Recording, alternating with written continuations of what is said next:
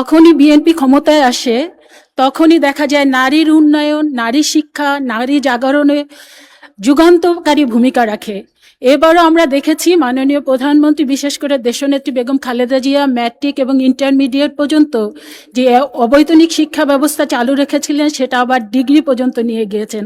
সেই জন্য ব্যক্তিগতভাবে ধন্যবাদ দিচ্ছি।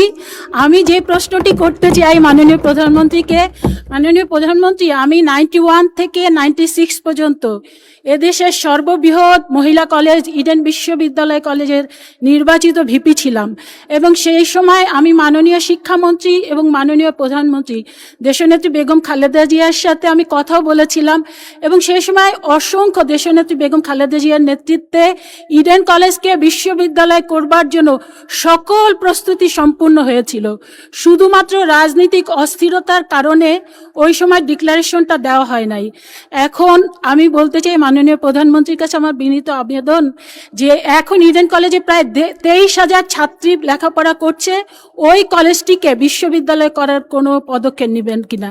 এই ব্যাপারে মাননীয় স্পিকার আপনারও সমর্থন চাচ্ছি, কারণ আপনার সহধর্মিনী মহিষী নারী বিশিষ্ট শিক্ষাবিদ দিলারা হাফিজ আপা ওই কলেজের প্রিন্সিপাল ছিলেন, কাজেই আপনি ওই ব্যাপারে অবগত আছেন। মাননীয় স্পিকার, আপনাকে ধন্যবাদ। মাননীয় প্রধানমন্ত্রী। ধন্যবাদ মাননীয় স্পিকার, ধন্যবাদ মাননীয় সংসদ সদস্য আপনার প্রশ্নের জন্য। আপনার প্রশ্নের একদম প্রিসাইজ উত্তরটি আমার কাছে নেই, এটা খুব সম্ভব আমাদের শিক্ষামন্ত্রী ওনার কাছে থাকবে। এই বিষয়ে কি পরিকল্পনা আছে? জি, কয়েকটা নিয়ে একটা হয়েছে, সেই জন্য একদম প্রিসাইজ উত্তরটা শিক্ষামন্ত্রী সঠিকভাবে দিতে পারবেন বলে আমি মনে করি। তবে ওভারঅল আপনাকে আমি যেটা বলতে পারি, অবশ্যই সকল সময় বিএনপি সরকারের অনেকগুলো পরিকল্পনার অন্যতম একটি মূল পরিকল্পনা ছিল নারীর শিক্ষাকে প্রায়োরিটি দেওয়া। এবং আপনি নিশ্চয়ই জানেন বিএনপি বর্তমান সরকার নারী শিক্ষার পাশাপাশি নারীদের এম্পাওয়ারমেন্ট, অর্থাৎ অর্থনৈতিকভাবেও যাতে তারা শক্তিশালী হতে পারে, এম্পাওয়ার্ড হতে পারে, সেই জন্য ফ্যামিলি কার্ড চালু করেছে।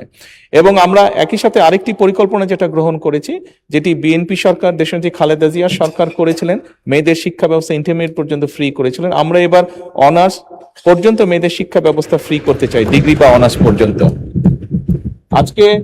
আজকে আমাদের সাথে গ্যালারিতে অনেক নারী শিক্ষার্থী উপস্থিত আছে, তারাও সরাসরি এই সংসদ অধিবেশনটি দেখছে।